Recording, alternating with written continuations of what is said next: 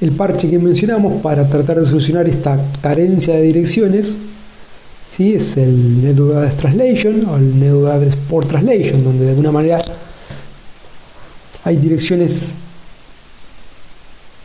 que se mapea un conjunto a una sola dirección pública. En el caso de bloques privados, por ejemplo, la bloque 10 o los bloques 172.16 o los bloques 192.168.00/16, son bloques de direcciones privadas que de alguna manera funcionan, ¿sí?, como un mecanismo de muchos a uno. Yo de alguna de esa dirección voy a tener una sola dirección IP pública para poder ser ruteado en internet, y luego si la traslación, ¿sí?, se va a hacer al salir el mensaje desde el router y al volver hacia el router, manteniendo el router alguna especie de tabla de estados o una especie de tabla de traducción donde dice qué dirección privada, ¿sí?, con qué dirección pública o con qué dirección y qué puerto público, ¿sí?, está asociado. Si esto de alguna manera atenta, ¿sí?, rompe el principio de end-to-end, donde ya el end-to-end, donde la inteligencia estaba en los extremos, ya se pierde un poco porque ya los routers tienen que hacer otro trabajo, y se pierde el end-to-end porque ya el dispositivo no es directamente el que habla el protocolo de transporte contra el otro lado, sino tengo ahí alguna traducción al medio. Si bien no llega a ser parte del transporte, se mete el router en algo que no debería meterse, se mete en la capa de transporte, se mete en modificar puertos, ¿sí?, tarea que no debería ser de un router, que debería encargarse de la capa de red, ¿sí? Bueno, si no nos gusta ser tan purista, de alguna manera, pues, si el router puede meterse en capa de transporte, bueno, sí, se podría meter, pero rompe el principio de end-to-end y está haciendo tarea que lo carga más, ¿sí? Le está agregando más inteligencia, le está agregando más tarea, y ese músculo se empieza a complicar con cuestiones que no debería complicarse, ¿sí? Entonces, cuando tiene que hacer algo, le va a costar más tratar de resolver, porque tiene que fijar, tiene que hacer NAT, no tiene que hacer NAT, qué traducción tiene que hacer, qué traducción no tiene que hacer. En principio, este NAT no se produce en el núcleo de la red, se produce en la periferia, en las redes finales, las redes que veíamos de color blanco, ¿sí? Pero bueno, ¿sí?, es algo que rompe el principio de end-to-end. Y dejan de funcionar algunas cosas que están pensadas en un protocolo IP end-to-end, ¿sí? Por ejemplo, yo tengo acá el dispositivo local 192.168.0.30 que sale hacia afuera, entonces el router ¿sí?, tiene que hacer una traducción para que alcance el servidor 150.0.0.1 y luego tiene que volver el tráfico para que vuelva a hacerse la traducción. Bien.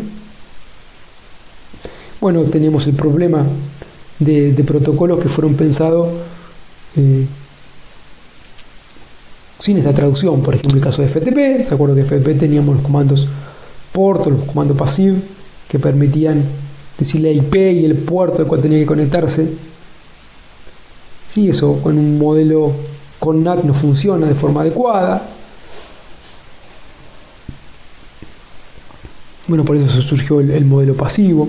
Protocolos de voz sobre IP como SIP o RTP, VPNs, IPsec, juegos online, ¿sí?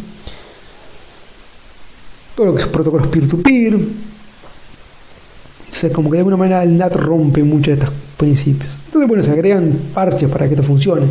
Los port forwarding en los routers periféricos, los ISP, los proveedores de internet, tienen que hacer también NAT a otro nivel, un carrier graded NAT, o sea, un NAT más pesado, un NAT con más cambios, ¿sí? O protocolos accesorios como STUN, Session Traverse Utility for NAT, que lo que hace de alguna manera tener un servidor afuera al cual yo, siendo una IP privada, me tengo que conectar al servidor para que el servidor me pueda identificar a ver con qué IP, con qué puerto estoy saliendo, para que yo después con esa información pueda completar mi información hacia afuera. El Universal Plug and Play, ¿sí? Un montón de parches que van surgiendo. O el peer-to-peer, el tema que hay ahora muy común de las cámaras que podemos tener hogareñas, pero están tras de NAT. Entonces, ¿cómo puedo acceder a la cámara que está en mi casa atrás de un NAT? Bueno, diferentes soluciones, más que soluciones, parches para que esto funcione. dando por ahí una idea de seguridad también, una idea, no sé, no es una idea completamente falsa de seguridad, pero no es una idea completa de seguridad, ¿sí? O sea, no porque yo esté atrás de nada estoy seguro. Bien. Bueno, básicamente el problema principal de ipv 4, como vemos, fue la escasez de direcciones, ¿sí? Lo que llevó a que tenga tablas de ruteo grandes, porque tuve que hacer el CDR, tuve que hacer el BLSM, congestión en los routers por demasiado procesamiento de demasiadas rutas, ¿sí? Pero bueno, el principal problema es la escasez de direcciones, ¿sí? Por como dice el luthier, por la escasez de rinocerontes, ¿no? Bueno, en este caso por la escasez de direcciones, ¿sí? Después otras cuestiones que se hicieron también patentes cuando se pensó en un protocolo nuevo, algunas cosas que no habían sido concebidas o pensadas desde el principio en IP, como la seguridad a nivel capa 3, o sea, con IPsec, ¿sí? Después se agregó un protocolo que fue IPsec, bueno, con los modelos de calidad de servicio, la autoconfiguración, la renumeración de direcciones o movilidad. Todas cuestiones que IP versión 4 las tiene, pero las tiene como agregadas un poco más a martillo, y donde en IP versión 6, como se concibió de cero, fueron un poco mejor pensadas. De alguna manera a veces se menciona estas cosas como, o lo vamos a mencionar como cuestiones extras de IP versión 6 sobre IP versión 4. La seguridad a nivel capa 3, unas extensiones del modelo de calidad de servicio, una fácil autoconfiguración y renumeración y la movilidad. Bien, son como cuestiones, podemos decir, accesorias de IP versión 6. La gran ventaja de IP versión 6 o la gran modus para llevar de IP versión 4 a IP versión 6 son las direcciones. La escasez de rinocerontes llevó a que, de alguna manera, IP versión 4 tenga que ser reemplazado por un protocolo nuevo. Hoy por hoy, ¿cuánto ha sido reemplazado? Falta, ¿sí? Falta porque de alguna manera IP versión 4 sigue pisando muy fuerte en lo que es Internet, y IP versión 6 está tratando de asomarse aún, si bien empezó a asomarse ya a dados más altos. El protocolo aún más utilizado en la Internet sigue siendo IP versión 4. Bueno, los beneficios de IP versión 6 son justamente resolver estas cosas que dijimos que IP versión 4 no tenía bien resueltos. Pero la mayor ventaja justamente es el espacio de direcciones, que pasamos de direcciones de 32 bits a direcciones de 128 bits. Con este número que está acá escrito, que yo no lo puedo de alguna manera nombrar en palabras, ¿sí? Porque no sé cómo decirlo. Y luego, bueno, agrega, como dijimos, la seguridad a nivel capa 3, con IPsec podemos decir ya parte del protocolo. Se trata de una arquitectura de red jerárquica más eficiente para el ruteo. Sí, no es una cosa nueva, pero bueno, es como que se trata de pensar desde el principio. La capacidad de manejar datagramas más grande que los de 64K que manejaba IP, lo que se llama jumbograma. La movilidad y más direcciones múltiples, ¿sí? Eso de alguna manera IP versión 4 lo tiene, pero IP versión 6 lo tiene desde el principio. La autoconfiguración y tratar de generar un menor overhead de procesamiento, dando un formato de cabecera simplificado y tratando de sacar esas cosas accesorias, esos parches que se agregaban en IP versión 4 para solucionar las falencias del protocolo, ¿sí? De alguna manera esos son los beneficios de IP versión 6. Como vuelvo a repetir, el gran beneficio o el gran modus de por qué un protocolo nuevo es la escasez de direcciones, la cantidad de direcciones que llegó a tener IP versión 4 con con el crecimiento de dispositivos y de uso que hay en la Internet hoy. ¿Por qué? Bueno, se pasa de una versión 4 a una versión 6. En realidad IP versión 4 y IP versión 6 no son versiones, no es compatible hacia atrás IP versión 6 con IP versión 4. Entonces podemos decir que son como si fueran protocolos distintos. Pero de acuerdo a la concepción del IANA, como se registraron los protocolos, eran como versiones, ¿sí? ¿Por qué se pasó de la 4 a la 6? Bueno, porque hubo un protocolo intermedio que se llamó el Stream Protocol, el ST, que tuvo el número versión 5, ¿sí? Fue un protocolo orientado a conexión, con calidad de servicio, como una especie de IP con un perfil diferente. No tuvo éxito. Después también tuvo asignada la versión 7, la versión 8, la versión 9. 6, 7, 8 y 9 fueron 4 intentos de reemplazo de IP. El que terminó prosperando fue el 6, con algunas seguramente aportes de las otras versiones, ¿sí? Entonces por esto de alguna manera pasamos de la 4 a la 6. Bien.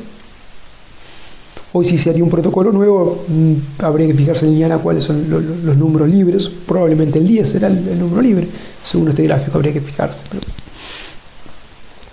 Es importante remarcar que no es una versión nueva del protocolo, sino es un protocolo nuevo, un protocolo distinto. Se le llama por ahí tal vez versión porque comparte el stack o la idea de los protocolos de transporte, comparte de alguna manera parte de cómo funciona, ¿sí? IP versión 4 con IP versión 6, ¿sí? Pero son protocolos distintos. Bueno, los grandes cambios que tenemos, ¿sí? Es la simplificación del encabezado. Si bien es un encabezado más largo, pasamos de 20 bytes más una parte opcional, que puede llegar hasta 60. El encabezado en este caso podemos decir que es un encabezado fijo de 40, con, en lugar de opciones, con extensiones. ¿Sí? Extensiones que se pueden agregar como encabezados adicionales, pero podemos decir que no son parte del básico, de los 40 bytes. Si nos ponemos a pensar, bueno, el encabezado de IP versión 6 es mucho más largo que el de IP versión 4, de 40 a 20. Ahora, si el de IP versión 4 le agregamos todas las opciones que podría llegar a máximo 60, bueno, podemos suponer que en ese caso el de IP versión 4 es más largo. En realidad, el encabezado de IP versión 6 es más grande. Son 40 bytes sobre 20 más algunas opciones. Rara llegarían a 60 el tamaño de opciones de IP versión 4. Esta modificación hace que se saque el checksum, se tiene un header de tamaño fijo y se agregan un campo nuevo que es el flow label, ¿sí? Que es un campo identificador de flujo que un poco tiene como propósito hacer que el protocolo IP, el protocolo de red, no tenga que meterse en los puertos o no tenga que meterse en información de transporte para identificar flujos diferentes. Y básicamente un flujo lo podemos identificar como el par IP origen, IP destino, puerto origen, puerto destino y protocolo, ¿sí? Serían los 5 campos para identificar un flujo. Bueno, si el router tiene que identificar un flujo con estos campos, tiene que meterse sí o sí en donde, en el encabezado de transporte, caso TCP, caso UDP o algún otro protocolo de transporte. ¿Bien? Para el caso de ISMP, bueno, tendría que meterse dentro de ISMP. En este caso ISMP no tendría puertos, sino tendría algún otro campo que me permite identificarlo como flujo, ¿sí? Si nosotros queremos evitarle esa tarea al robot y tener que meterse en la complejidad del transporte, bueno, con este identificador de flujo de 20 bits podrían identificarse flujos con valores diferentes, siempre que estos tengan valores diferentes. Bien, y bueno, parte de los encabezados se mantienen y se cambian muchos el nombre, ¿no? En este caso, el type of service se llama clase de tráfico, traffic class. El TTL pasa a llamarse hop limit, y lo que era el protocolo, que era lo que llevaba adentro, acá se pasa a llamar net header, justamente porque tengo extensión en cabecera. No tengo opciones, sino tengo extensiones, ¿sí? Gráficamente podemos ver acá el formato de la cabecera IP versión 6. Campo versión, en este caso el código 6, el traffic class, que sería el reemplazo del type of service, el payload length, que sería el reemplazo del total length, el net header, que sería el reemplazo del protocol, el hop limits, que sería el reemplazo del TTL, y los dos campos de direcciones, ¿sí?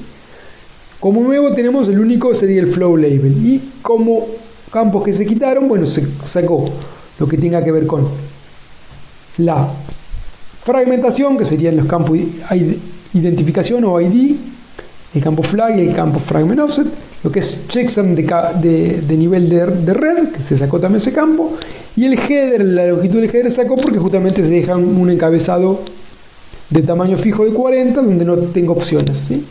Entonces eso es lo que se remueve. Entonces es tarea que se remueve a nivel de capa de red, a nivel de router, el procesamiento que el router no tiene que hacer, ¿sí? Es justamente esto lo que da. Acá tenemos al medio una captura tomada de Wireshark que muestra un poco los detalles de este formato, ¿sí? Visto en vivo, ¿no? Con direcciones reales, con valores reales. ¿Bien?